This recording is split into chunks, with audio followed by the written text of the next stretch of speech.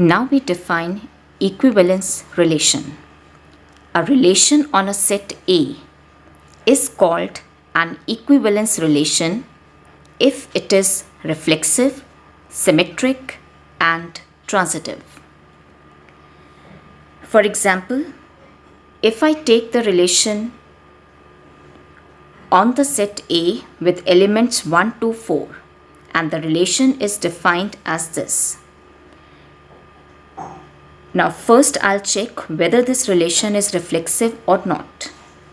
We know that a relation is reflexive if every element of A is related to itself. So first element is 1. So 1 comma 1 is there in R. So 1 is related to 1. 2 comma 2 is there in R. So 2 comma 2 belongs to R. And 4 is related to 4 because 4 comma 4 belongs to R.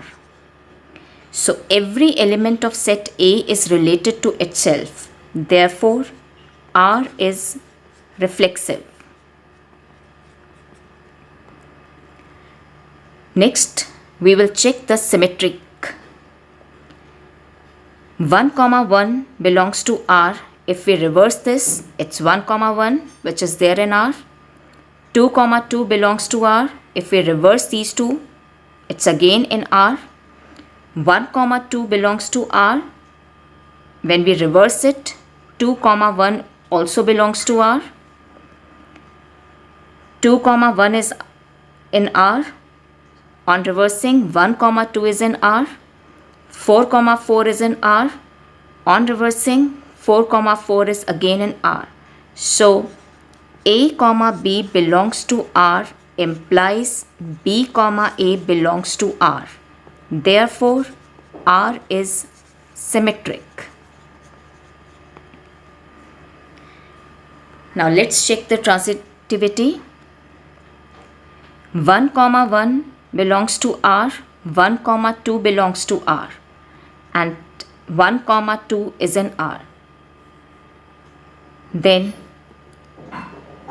2 comma 2 is in R, 2 comma 1 is in R, and it is implying 2 comma 1 is in R.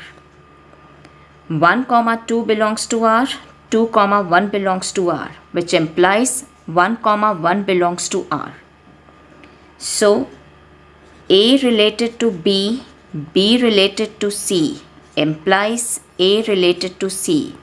Therefore, R is transitive. So this relation R is reflexive, symmetric and transitive. Therefore, R is equivalence. Let's take another example. Let A be the set of all triangles in a plane. On this set A, I define a relation R given by R consists of all ordered pairs T1, T2 such that T1 belongs to A, T2 belongs to A, and T1 is congruent to T2. Here T1 and T2, they both belong to A. That means T1 and T2 are triangles in a plane. Now R is reflexive because T1, T1 belongs to R for all T1 which are in A.